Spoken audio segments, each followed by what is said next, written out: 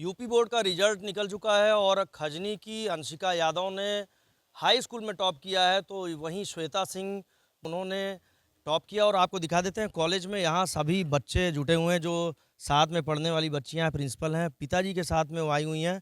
श्री प्राणनाथ साधना inter college Ratanpur पतरा, ये गोरखपुर का कॉलेज है। और यहाँ की श्वेता सिंह ने 12वीं कक्षा में पहला स्थान जिले में पाया है। और खजनी की जो अंशिका यादव हैं, उन्होंने जिले में पहला स्थान हाई स्कूल में टॉप किया है।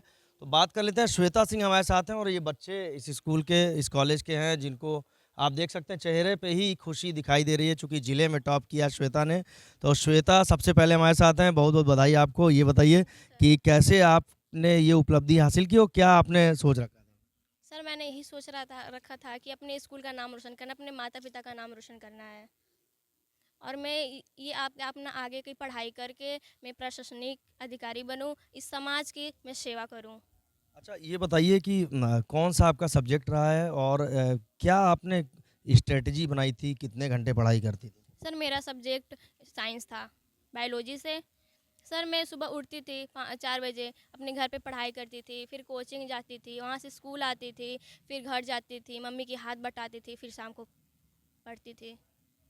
अच्छा, ये बताइए आप स्कूल, कॉलेज किसको आप योगदान देते हो आपकी आपने जिले में टॉप किया? और सोचा था कि मतलब जिले में आप टॉप कर जाओगे? नहीं सर, मेरा ये था मैं अच्छा नंबर लाऊंगी, लेकिन ये नहीं था कि मैं ज़िले में टॉप करूंगी। इसका मैं शीर्ष देना चाहती हूँ अपने मम्मी पापा को, अपने स्कूल के टीचर को। अच्छा, बहुत से बच्चे देखते हैं आप, हालाँकि इस बार तो रिज़ल्ट काफ़ी अच्छा गया है, लेकिन बहुत से बच्चों को देखा जाता है कि नंबर कम आते हैं, डिप्रेशन में चले जाते हैं। तो क्या स्ट्रैटेजी आपने अपनाई और उनसे आप क्या कहना चाहती हैं? सर, मैं उनसे ये कहना चाहती हूँ कि क्योंकि इस बार रिजल्ट ख़राब हो गया है, क्योंकि मैं आगे और मन से पढ़ाई करूँ कि आगे चल के मेरा रिजल्ट और बेहतर से बेहतर आ सके। चलिए, श्वेता के फादर हमारे साथ हैं। सर, क्या नाम है आपका, ये बताइए? और ये बताइए कि कितनी खुशी का दिन है आप लोगों के लिए और कॉलेज के लिए भी? कॉलेज के लिए भी और हमारी बच्ची जिले में टॉप की है, बहुत खुशी है। ये तो कहाँ बता नहीं सकते हैं सर।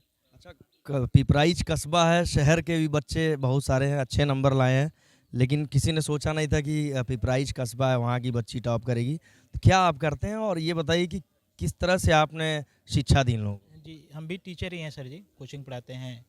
और बच्चे के जो जो ये कहती थी उसके हिसाब से कोचिंग जहाँ जहाँ कहीं पढ़ाई के लिए जो भी फैसिलिटी इसके है सब हम दिए। तो क्या क्या लगता है कि क्या एम जो इसने बोला है प्रशासनिक अधिकारी बनने के लिए, तो आप कितनी मदद कर पाएंगे इनकी और कहाँ तक आप? जितना हो सकता है सब करेंगे। ये बच्ची तो कहती थी कि मैं टॉप करूँगी, यूपी में स्थान लाऊंगी, और करके दिखा भी दी। और ये जो कहती है करती है, पढ़ाई में बहुत तेज़ है, और इसके जितना हम हो सकता है मैं इसका सहयोग करूँगा। अच्छा, आम तौर पे देखा जाता है कि गार्जियंस का बहुत दबाव रहता है, माता पिता का, कि नहीं यही चीज़ पढ़ो, इतने घंटे पढ़ो बच्चों के ऊपर, चूंकि सिलेबस भी आजकल का बहुत ज़्यादा है, बच्चों के ऊपर लोड ज़्यादा है। तो ऐसे माँ बाप से आप क्या कहना चाहेंगे? देखिए, बच्ची के जिसमें मन लगा, देखिए कही कि मैं बायोलॉजी पढ़ूंगी, मैं बायोलॉजी, इसको हम तो कह रहे थे कि मैथ, लेकिन जब कही तो बच्चे देखिए जो मन करता है पढ़ाई में जहाँ जाए वो उसके हिसाब से करिए। अपना दबाव डालने से बच्चे वो नहीं वो कर पाते हैं, प्रेशर में हो जाते हैं। तो इनकी माँ गृहिणी है? हाँ, गृहिणी हैं। उनका और कितने आपके बच्चे कितने हैं? हमारे 3 बच्चे हैं, ये सबसे बड़ी है, उसके बाद एक बालक है और फिर एक बच्ची है छोटी। सबसे बड़ी ये है, उन लोग को भी पढ़ाती है, अपने भी पढ़ती थी, कोचिंग भी, मम्मी के हाथ भी बटाती थी। मम्मी की भी तबीयत तो बहुत ख़राब चलता था, लेकिन उनका भी खाना दाना भी बना के तब भी कोचिंग। सुबह 4 बजे जग जाती थी और 5 बजे तक नाश्ता पानी तैयार करके फिर निकल जाती थी कोचिंग के तो लिए। देखिए, माँ की तबीयत खराब रहती है, लेकिन उसके बावजूद श्वेता घर के काम करती हैं, उसके बाद अपनी माँ की सेवा करने के बाद पढ़ने आती थी। श्वेता, कैसे आप ये सब कर लेती हैं? सर, मेरे अंदर था कि मैं जुनून में करूँगी तो करूँगी। सर, ये था। सुबह उठती थी, मैं काम भी करती थी, पढ़ाई भी करती थी। सर, मेरे अंदर था एक जुनून था, मैं करके दिखाऊंगी। आपने जो टाइम टेबल बनाया था, कैसे प्लान किया था, सब्जेक्ट कैसे पढ़ना आपको, क्या स्ट्रेटजी आपने तैयार की? सर, मैं कोई टाइम टेबल नहीं बनाया था, मेरा ये था मैं स्कूल पे जो पढ़ाया जाता था, कोचिंग जो पढ़ाया जाता था, वो घर जाकर मैं मन से उसको अच्छे से रिपीट करती थी। कितने घंटे आप लेती रही हैं, जो पढ़ाई आप करती थी, तो कितने घंटे तक आप यहाँ से जाने के बाद पढ़ती थी? सर, ये मैं यहाँ से जाने के बाद 2 घंटे, 3 घंटे, कभी कभी 4-4 घंटे तक पढ़ लेते थे। इस बार जो पेपर आए वो आपको कैसा लगा? पेपर बहुत टफ था या आपने किस तरह से उसको? नो सर, पेपर बहुत अच्छे थे।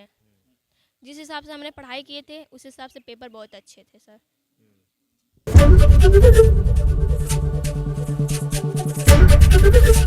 एबीपी गंगा, खबर आपकी, जुबान आपकी।